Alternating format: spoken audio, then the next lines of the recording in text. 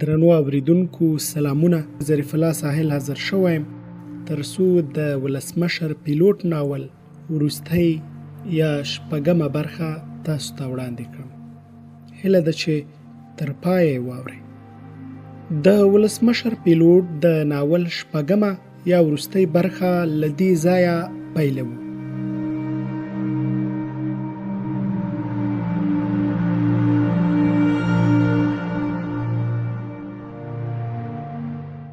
ما د ایران او ترکیې هیواد نظامی او استخباراتي مسؤلینو ته د دې سیمې په اړه معلومات ورکړل. دوی پخوا هم معلومات درلودل، خو زما معلومات کره، دقیق او درست وو. دوی عملیات وغځول. په څو شیبو کې مو هغه بل مرکز او سمڅه چې زه به د ملګرو سره پکې برمته ساتل کېدم له لږ مقاومت وروسته تصفیه او ونیول. موږ ټول برمته کسان را خوشي کړل او الوتکو ته مو پورته کړل.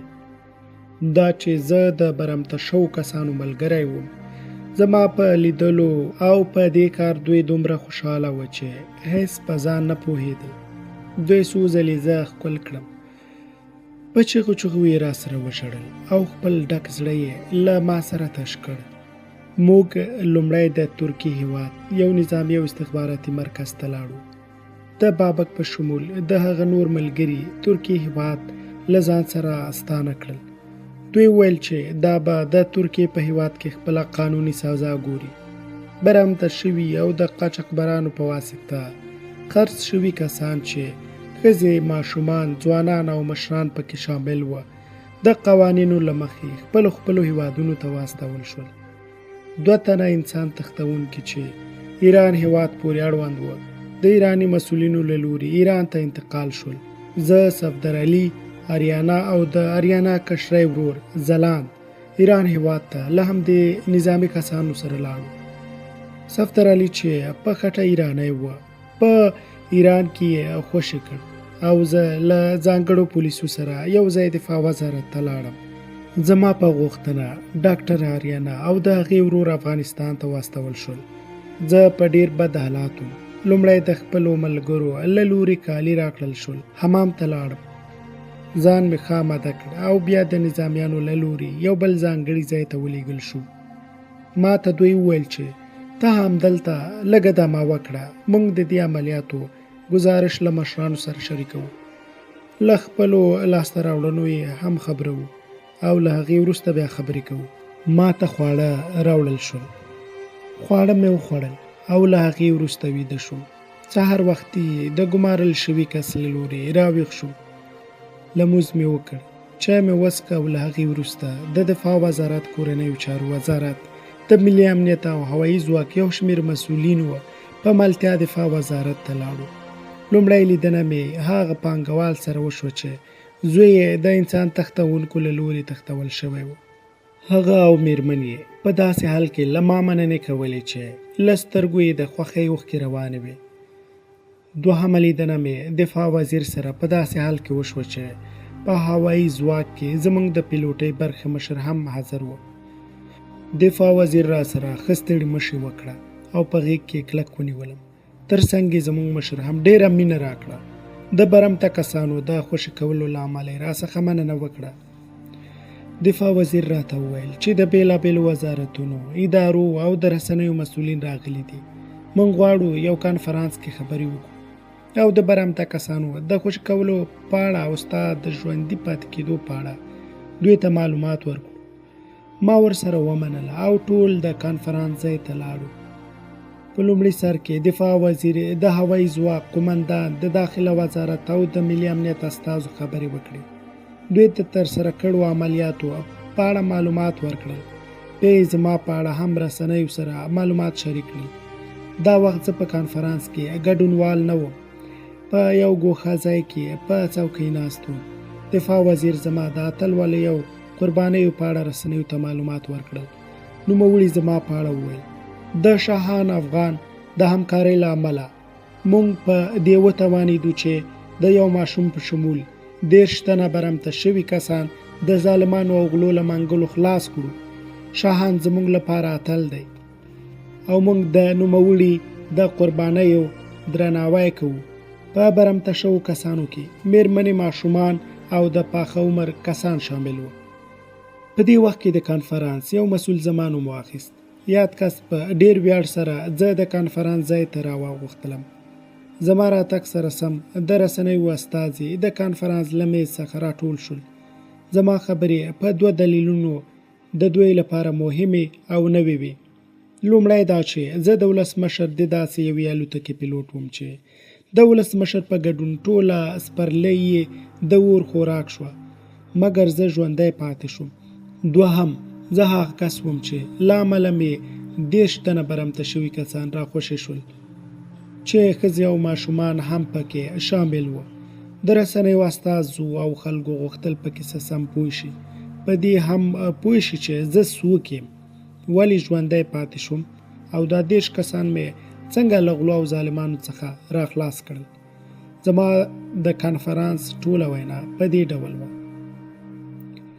زه شاهان افغان یم، د افغانستان د کندهار ولایت اوسیدونکی یم. 18 کلونه کېږي چې له خپل کور څخه راوتی یم او بیا مې خپله کورنۍ نه ده لیدلې. زه په افغانستان کې د یو ښوونځي زده کوونکی وم. په لومړي ټولګي کې وم. 2 کلن وم.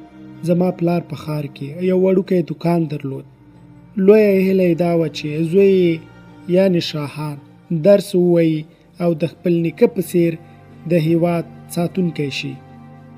یو ورځ د ریاضي یو استاز مونږ ته کورنۍ دنده راکړه. مونږ ته یې وویل چې له 1 څخه تر 500 پورې حساب ولیکو. زما پلار لږه زده کړه کړې وه، مګر بیا یې هم تل له ما سره په درسونو کې مرسته کوله. زه یې تشویقولم چې ښه درس ووایم. ما کورنۍ دنده ولیکله. په حساب کې مې 14 شمیره د 1 شمیرې په بڼه لیکلې وه. استاد په سپېړه ووهلم. کوچنی وم او د استاد په چلن سم نه پوهېدم چې دی له ما سره ټوکې کوي او که په رښتیا مې هر وخت وهي. زه له استاد څخه ویرېدم. هر ډول غوسه به مې ورته په خندا زغمله. په دې ورځ استاد په مخ سپېړه راکړه. نوموړي راته وویل 14 د غلط لیکلي دي، یعنې 14 د 1 په شکل لیکلي دي، ولې یې سم نه لیکې؟ ما استاد ته وویل چې استاده دا خو مې سم لیکلي دي، ته هسې ما په سپېړه وهې، ولې؟ بیا یې ووهلم. دا ځل مې اخ کړ. ورته مې وویل چې ته خو ما خپل پلار څخه قوي وهې که نه؟ استاد لږ مسکی شو، لاړ. زه ډېر خفه شوم. استاد چې زما غلطي سموله، په لاس کې یې زیرک ټلیفون و. زه د ټلیفون په استعمال هم نه پوهېدم. کور ته لاړم. ډېر خواشینی وم. مور ته مې وویل چې نور زه ښوونځي ته نه ځم. هغه د ریاضي استاد ما وهي. مور تشویق کړم چې د استاد وهل عیب نه وي. خیر دی، ته خپل ښوونځی ووایه، سبا به لوی سړی یې. 3 میاشتې وروسته د افغانستان د پوهنې وزارت څخه څو کسان زموږ کور ته راغلل. زما د ریاضي استاد هم ورسره و. استاد زما پلار څخه ډېرې بخښنې غوښتلې. زما زړه پرې زیات درد وکړ. پلار مې استاد وبخښه. وروسته زه په دې پوه شوم استاد زما د 14 شمیرې د غلط لیکلو او زما د وهلو ویډیو ثبت کړې وه. کوم ملګري یې 2 میاشتې وروسته پر فیسبوک نشره کړې وه. ویډیو ډېرو خلکو لیدلې وه او تر ډېرو خلکو پورې رسېدلې هم وه. د ویډیو له لیدلو وروسته ډېرو خلکو له ما سره د خواخوږۍ او مرستې پیغامونه هم خپاره کړي وو. زمونږ په کورنۍ کې چا زیرک ټلیفون نه درلود. په دې خاطر موږ وروسته خبر شو. 14 شمیره زما لپاره یو طلایي شمیره ګرځېدلې وه. دې شمیرې زما د ژوند مسیر بدل کړ او د ولسمشر د الوتکې پیلوټ یې راڅخه جوړ کړ. د پوهنې وزارت استازو وویل موږ شاهان په یو معتبر خصوصي ښوونځي کې شاملوو او د 12 کلونو وړیا زده کړې زمینه ورته برابروو. زما پلار هم ورسره ومنله. مننه یې ترې وکړه او زه په یو خصوصي ښوونځي کې شامل شوم. ما په ښه شکل زده کړه وکړه. 12م ټولګي څخه اول نمره فارغ شوم. بیا د وخت حکومت له لوري روسیې هېواد ته د پیلوټۍ زده کړې په موخه ولېږل شوم او له دې سره مې د خپل نیکه او کورنۍ ارمان هم پوره کړ. زه په داسې حال کې روسیې هېواد ته ولېږل شوم چې په کور کې زموږ ډېره غریبي وه. د ګټې وټې مو څوک نه و. پلار مې ډېر ناروغه و، مګر بیا یې هم کار کوه. زه چې روسیې هېواد ته روان شوم، زما کوچنی ورور 3 کلن و. فرحان نومېده. ډېر را باندې ګران و. فرحان مې په مسافرۍ کې هر وخت یادېده. ما دومره امکانات نه درلودل چې له روسیې هېواد څخه کال په کال افغانستان ته لاړ شم. نو په همدې خاطر ډېر وخت په روسیه کې پاتې شوم. زما د پلار یو ساده ټلیفون و. وخت نا وخت به مور او پلار سره پرې غږېدم. داسې وخت راغی چې دا اړیکه هم پرې شوه. هر وخت به مې خواري کوله، مګر نه توانېدم چې خپلې کورنۍ سره خبرې وکړم. ډېر وخت وروسته زموږ له سیمې څخه یو ځوان د زده کړې لپاره روسیې هېواد ته راغی. زه له ده څخه ډېر لرې اوسېدم، مګر بیا مې هم طاقت رانغی او د ده لیدو پسې روان شو. ناوخته ورسېدم. شپه مې ورسره وکړه. د خپلې کورنۍ په اړه مې ورڅخه وپوښتل، خو زما لپاره ښه خبر نه و چې پلار او کوچنی ورور مې ښار ته تللي وو. هلته زما پلار په یوه بمي چاودنه کې وژل شوی و او ورور مې ترې نادرکه شوی و. زموږ د سیمهوال په وینا چې مور بیبي دی کوچنی ورور پسې له کوره ووتل او تر اوسه پورې هغه هم خپل کور ته نه ده راغلی او نادرکه ده. سخت خفه شوم. روسیه راته سور اور شوه، مګر چاره نه وه او د الله تعالی رضا مې قبوله وه. څو ورځې را باندې قیامت تېرې شوې. رنګ مې تور واوښت. هره ورځ به ډلې ډلې ټولګیوال او شناخته کسان اتاق ته راتل. ټولو تشویقولم چې راپورته شم او خپل کار پیل کړم. په دې وخت کې افغانستان کې سیاسي تحول رامنځته شو. نظام بدل شو او واک بلې ډلې ته په لاس ورغی. زه روسیه کې پاتې شوم. کرار مې غم هم سړېده او له افغانستان څخه مې زړه صبرېده. زویا زما د پلوټۍ د زده کړو ټولګیواله وه. دا ایرانی وه. ما سره یې خاصه مینه لرله. تل به یې زما د پوهې ستاینه کوله او همیش به یې ویل چې ستا په څېر استاد ته ایران سخته اړتیا لري. کاش ایران تا غوندې بچی لرلی. موږ په روسیه کې د خپل فراغت اسناد خلاص کړل. زموږ ټول ملګري خپلو هیوادونو ته لاړل تر څو په خپلو کورنیو زیری وکړي چې زامن مو فارغ شول. خو زه هغه کس وم چې نه مې کورنۍ لرله او نه مې ډېر خواخوږي او دوستان. یوازې زویا زما په درد ډېره دردمنه وه. همیش به یې زه له ناهیلیو راویستلم. هڅولم به یې تر څو د ژوند لپاره هیله پیدا کړم او ژوند وکړم. زویا د خپلې کورنۍ په مشوره ماته د واده وړاندیز وکړ. ما ورسره ومنله او ایران ته ورسره راغلم. د زویا د کورنۍ غړي اکثره نظامیان او پیلوټان هم پکې وو.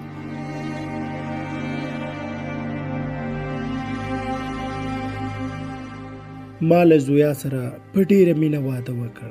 کورنۍ یې سخته مینه راکړه.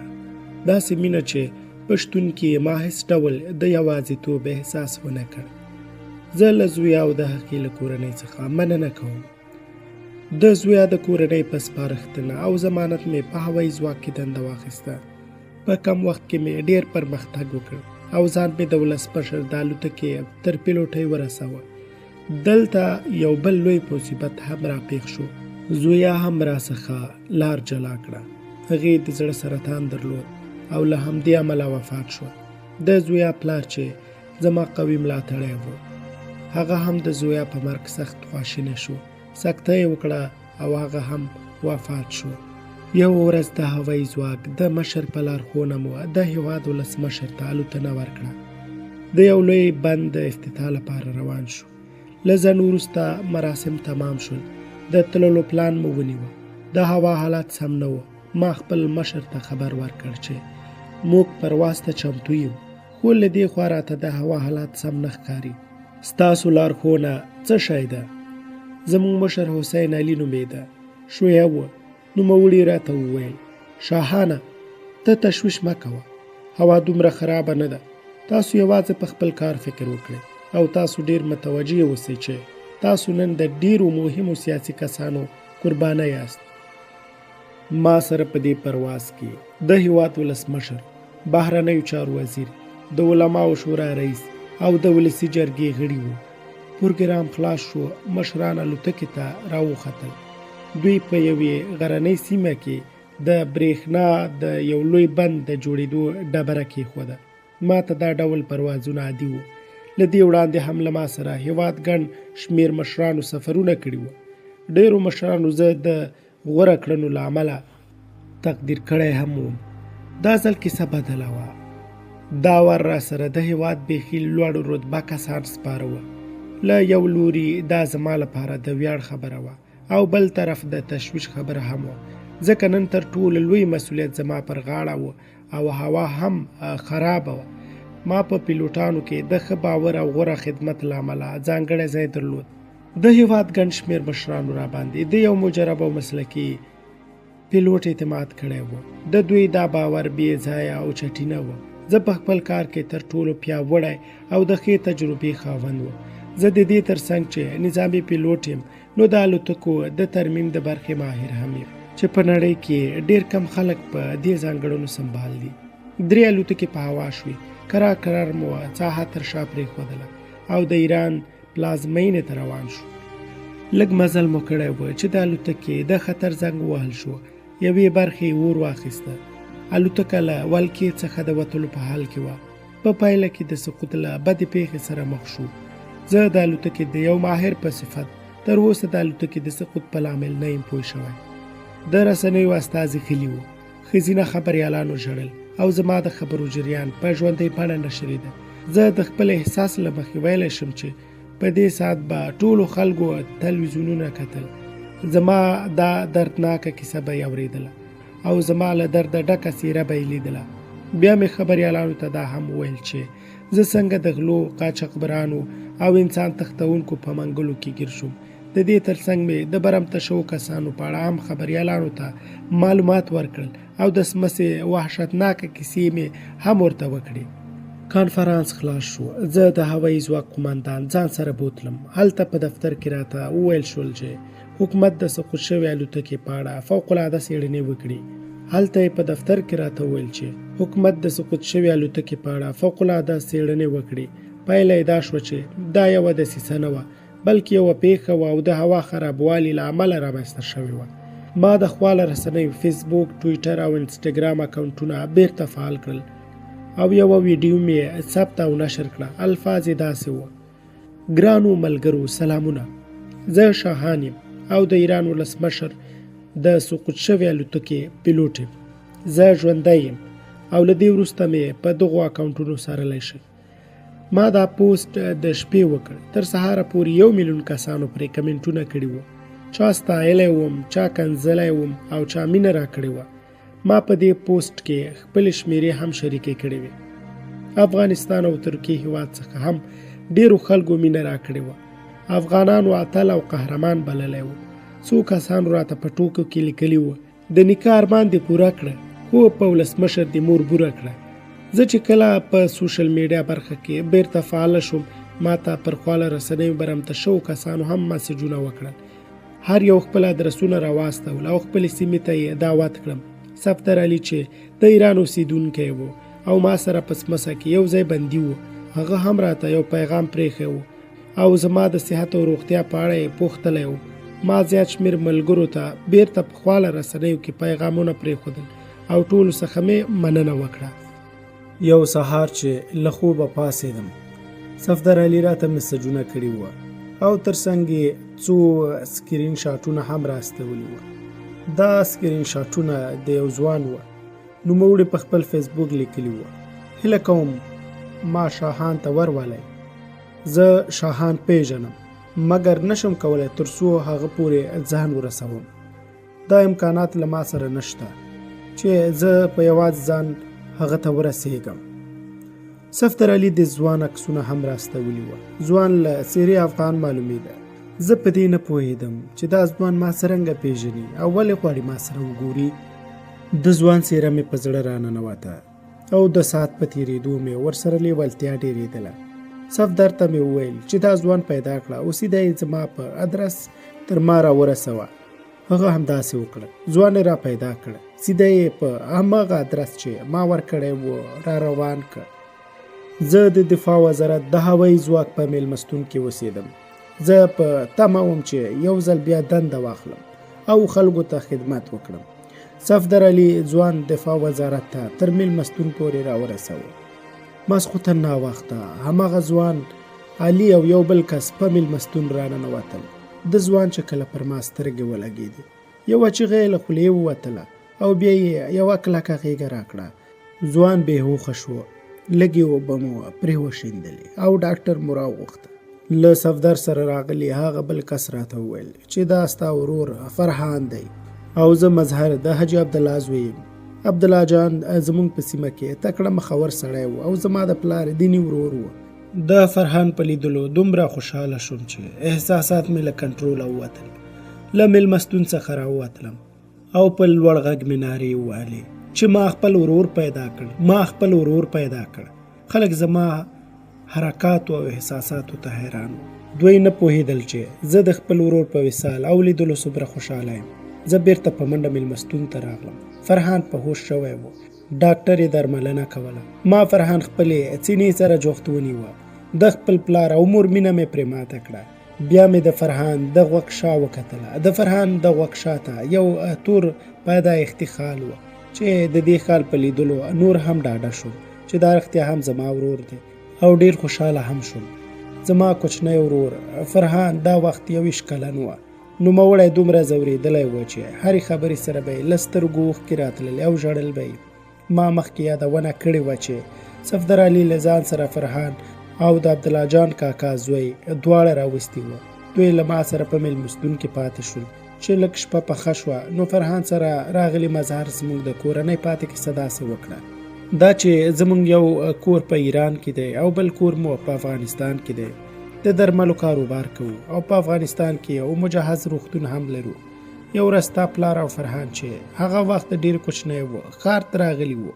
دوی زموږ په کاله کې شپه وکړه. سهار زما پلار دوی په موټر کې کېنول او غوښتل چې هډې ته یې ورسوي. په لاره کې یوه درانه چاودنه وشوه. په دې چاودنه کې ستا پلار ووژل شوه. زه هم په دې موټر کې وم او مهربان الله وساتلم. زه فرحان او زما پلار زخمیان شو. پلار مې په زخمی حالات کې موټر زموږ تر روغتون پورې ورسوه. د روغتون کارکوونکو موږ بیړنۍ خونې ته انتقال کړو او ډاکټرانو زموږ درملنه پیل کړه. په چاودنه کې ستا پلار وژل شوی و. زه فرحان او پلار مې زخمیان وو. دا چې ستا پلار ورور نه درلوده نو زما د پلار په غوښتنه ستا پلار په خپله پلارنۍ هدیره کې خاورو ته وسپارل شو. د فرحان روغتیایي وضعیت ښه نه و. هغه مو ستا د مور په مشهوره ایران ته راوست او دلته مو ورته درملنه پیل کړه. زما پلار چې لږ ښه شو هغه هم ایران ته راغی. د فرحان درملنې 3 میاشتې وخت ونیوه. په دې وخت کې زما پلار ته یو ملګري زنګ ووهه چې د فرحان د خپلوان وایي چې د مور عصبي ناروغي پیدا کړې ده. ډېر وخت وشو چې له کور څخه وتې ده، اوس نادرکه ده. موږ ورپسې ګرځو چې پیدا یې کړو. موږ دا خبره تر ډېره له فرحان څخه پټه وساتله. پلار مې دا مسله تعقیبوله.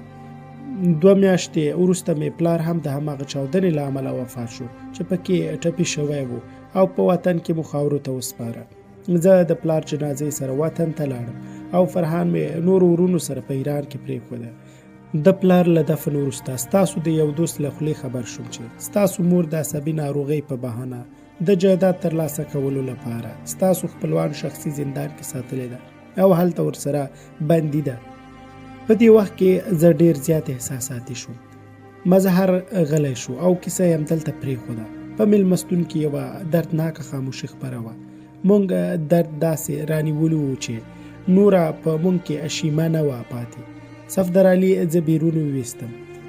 نری باران وریده. شاید اسمان هم زمونږ په درد ژړل او زمونږ په درد او بې وسۍ یې اوښکې تویولې. مونږ پسې فرحان او مظهر هم بیرون راووتل. یوه شیبه غلي ولاړو. بیا مو مشوره وکړه چې په ژړا څه شی نه ترلاسه کېږي. ښه ده چې لږ دمه وکړو او بیا به دې ستونزې ته د حل یو مناسبه لاره پیدا کړو.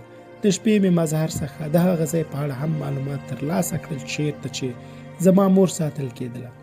سهار هوایي ځواک قمندانۍ ته لاړم. له ملګرو سره مې کیسه شریکه کړه. له دوی سره مې مشوره هم وکړه چې څنګه کولی شم چې د ایراني ملګرو په همکارۍ افغانستان ته لاړ شم، خپله مور له هغو ظالمانو څخه خلاصه کړم. هغوی دا موضوع د دفاع وزارت مشرانو سره شریکه کړه. دفاع وزارت مشرانو زه وغوښتلم او د ستونزې په اړه له ما څخه هر اړخیز معلومات وغوښتل. د ایران دفاع وزارت د افغانستان دفاع وزارت ته یو ایمیل وکړ او زه یې یاد وزارت ته معرفي کړم.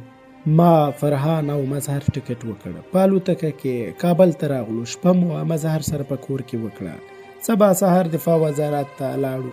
دفاع وزارت دا موضوع داخله وزارت سره شریکه کړه او مازدیګر عملیات پیل شول. په یو ساعت کې زما مور چې ظالمانو د کور او ځمکې لپاره زنداني کړې وه را خلاص او روغتون ته مو بوتله. زما د مور د خلاصون صحنه ډیره جالبه وه.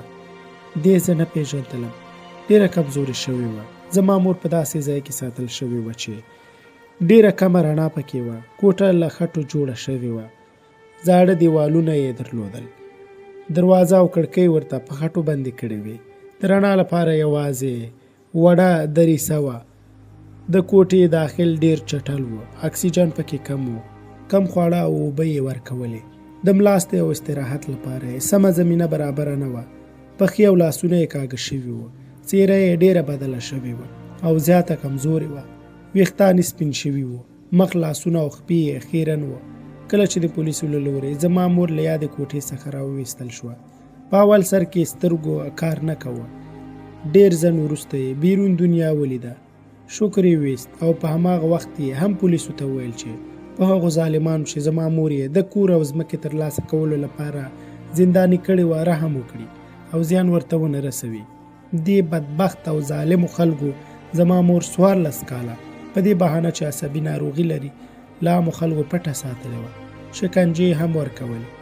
دې ظالمانو غوښتل چې زما مور د کور او ځمکې ورکړې لپاره دې بدبختو خلکو ته لاسلیک وکړي. دوی غوښتل چې جایداد د دوی په نوم کړي او یا ورته ولیکي چې ما دا جایداد په دې ظالمانو خرڅ کړی دی. موږ په سیمه کې دکان او لږه ځمکه هم درلوده. دغه راز مو په ښار کې یو زوړ کور هم و چې وروسته یې ارزښت او قیمت ډیر شوی و. دې کمعقلو خلکو غوښتل چې دا جایداد په یو شکل نه یو شکل ترلاسه کړي. د هیواد په یو معتبر روغتون کې زما د مورجانې درملنه پیل شوه. تنفسي سیستم یې خراب شوی و. عضلو یې کار نه کوه. د حکومت په ډیر ټینګار او زما په ډیر فشار سره ډاکټرانو ډیره خواري وکړه چې زما د مور اساسي درملنه وکړي. ورځ تر بلې زما د مور وضعیت ښه کېده. کله چې زما د مور وضعیت لږ ښه شو، د شپې ناوخته به د مور کتلو لپاره د بستر تر څنګ ورتلم. د خوب په حالات کې به مې لاسونه ورته ښکلول. یو ورځ د ډاکټرانو په مشوره د مور تر څنګ لاړم. سترګې مې ورته په لاسونو پټې کړې. شوخي مې ورسره وکړه. دا وخت فرحان هم له ما سره ملګری و او ډاکټرانو زمونږ دا صحنه کتله. کله چې ما د خپلې مور سترګې پټې کړې، په کراره یې وویل: څوک یې؟ څوک یې؟ ولې غږ نه کوې؟ سترګې مې خلاصې کړه. ولې خاموشه یې؟ خوښه مې کړه، زړه مې تنګېږي. زویه. چې کله مې د مور له خولې څخه د زوی کلمه واورېده، خپله ژړا مې کنټرول نه شوه کړی. سترګې مې ورته خلاصې کړې. په اوږه مې ورته سر کېښود او مخ مې ورته مخ سره ولګاوه. یو دم مې له خولې چیغه ووته: شاهان! وی خدایه، دا خوب وینم که لیونی شوی یم. سخت مو وژړل. ګریوانونه مو په اوښکو لامده شول. ما په کوچنیوالي ډېرې، مګر د لویوالي په وخت کې مې 2 ځلې د مور سترګې ښکلې کړي دي. ډاډ او مینه مې ورکړې ده. یو ځل چې زه روسیې هېواد ته د زده کړو لپاره روان شوم، زما د مور سترګې له اوښکو ډکې شوې او ما یې سترګې ښکلې کړې. 2هم ځل مې په روغتون کې د مور سترګې په داسې حال کې ښکلې کړې چې د یوې دردېدلې مور له خپلو ورکو بچیانو سره د وصال صحنه وه. مور هم داسې ښکل کړم چې په یوه شېبه کې د ټول بیلتون مینه راباندې ماته کړه.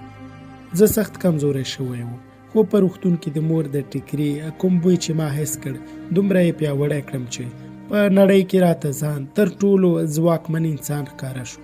زمونږ دې صحنې ټول ډاکټران هم وژړول. له ما وروسته فرحان هم مور په غېږ کې ونیوه او په اوښکو یې د خپل زړه غمونه سپک کړل.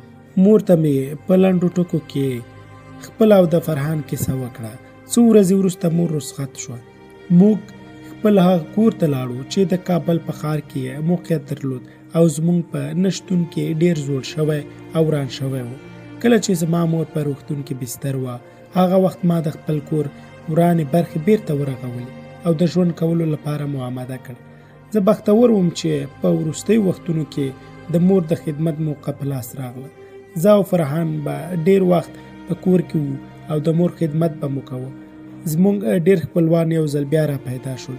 ټولو به کیسې کولې چې دوی ظالمانو به ویل چې ستاسو مور د عصبي ناروغۍ د پېښېدو له امله نادرکه شوې ده او ممکن مړه شوې هم وي. کومو خپلوانو چې زما مور په پټه زنداني کړې وه هغوی داسې مشوره کړې وه چې د خلکو د خبرېدو په صورت کې به ووایو چې دا لیونی شوې ده او موږ یې د دې لپاره دلته کوټه قلفي ساتو چې بیرون لاړه نه شي. زما د پلار مرګ څخه وروسته زموږ یوازیني نږدې خپلوان زما ناسکه ماماګان وو. زما مور یې کور ته تللې وه او هغوی د دې لپاره زنداني کړې وه چې زموږ جایداد ترلاسه کړي. ما چې کله په پولیسو هغه کسان ونیول چې زما مور یې کوټه قلفي کړې وه، په همدې کسانو کې زما یو ناسکه ماما زموږ په زوړ کور کې اوسېده او دا یې خپل مالکیت ګڼه. 3 میاشتې ما خپلې مور ته خدمت وکړ. هغه له پخوا ډېره ښه شوه، روغتیا یې لږه لږه برابره شوه. زه یو ورځ دفاع وزارت ته لاړم چې هغو ملګرو څخه مننه وکړم چې زما د مور په خلاصون کې خواري وکړه. ما هغه ملګري ولیدل، مننه مې ترې وکړه او غوښتل مې چې مور او فرهان سره یو ځای ایران ته لاړ شم. په ایران کې یو ځل بیا ماته د خدمت چانس راکړل شوی و او زه په هوایي ځواک کې پیلوټ مقرر شوی وم. د دفاع وزارت ملګرو زه د هوایي ځواک قومندان سره کېنولم. هغه له ما څخه زما د زده کړو او تجربو په اړه پوښتنې وکړې. ما د خپلو زده کړو او تجربو په اړه ورته ډېر معلومات ورکړل. وروسته ورته د هوایي ځواک قومندانۍ کارکوونکو هم سم ور وپېژندم. دوی ورته وویل چې دا د ایراني ولسمشر د سقوط شوي الوتکې پیلوټ یا شاهان دی او د برمته شوو کسانو د خلاصون له کیسې هم خبر کړ. قومندان ډېر خوشحاله شو. هغه ماته وویل زه دفاع وزیر صاحب سره ستا ملاقات تنظیموم او په یو مناسب وخت کې ستا ملاقات وزیر صاحب سره کوم. 2 ورځې وروسته دفاع وزارت څخه زنګ راغی چې 10 بجې مو دفاع وزیر سره ملاقات تنظیم شوی دی. زه وزارت ته لاړم. وزیر صاحب زما تود هرکلی وکړ. هغه زما د راتلونکي پلان په اړه پوښتنه وکړه. ما ورته وویل چې زه یو ځل بیا د ایران په هوایي ځواک کې مقرر شوی یم. بیرته ایران ته ځم او هلته دنده ترسره کوم. وزیر صاحب راته وویل ته د افغانستان یو ظرفیت یې، باید همدلته دنده ترسره کړې. موږ به درته زمینه برابره کړو چې ته دلته کار وکړې او افغانستان ته خدمت وکړې. دا چې زه د پیلوټۍ ترڅنګ د الوتکې فني انجینر هم وم، نو د افغانستان هوایي ځواک لپاره ډېر په کار وم. زما مور هم نه غوښتل چې زه بیرته ایران ته لاړ شم. هغې غوښتل چې په خپل وطن کې دنده ترسره کړم. وزیر صاحب ته مې وویل چې زه به یوه مشوره په کور کې وکړم. که هغوی را سره ومنله بیا به زه د افغانستان هوایي ځواک قومندان صاحب ته خبر ورکړم. په کور کې فرهان او مور وهڅولم چې په افغانستان کې دنده اجرا کړم. ما هم ورسره ومنله او د هوایي ځواک قومندان صاحب ته مې خبر ورکړ. زه په افغانستان کې پیلوټ مقرر شوم. 2 واده مې هم وکړ. فرهان چې په ایران کې مکتب خلاص کړی و، هغه مې د افغانستان په یو معتبر پوهنتون کې شامل کړ. لږ ځنډ وروسته زه د افغانستان د دفاع وزیر ځانګړی پیلوټ شوم او 2 کلونه وروسته د وزیر صاحب په غوښتنه د افغانستان د ولسمشر د ځانګړي پیلوټ په صفت هم مقرر شوم. اوس زه په کابل کې خپل کورنۍ سره یو ځای ژوند کوم. یو زوی لرم او د ولسمشر الوتکه چلوم. کابل ته له راتګ څخه وروسته ډاکټرې آریانا را سره اړیکه ونیوله. هغه په کابل کې اوسېده. په یو روغتون کې یې دنده درلوده. مشر ورور یې هم افغانستان ته راغلی و. دوی یې زه کور ته دعوت کړم. زما یې ډېر درناوی وکړ. مشر ورور او خاوند سره یې معرفي کړم. آریانا په کابل کې واده کړی و او یوه لور یې درلوده.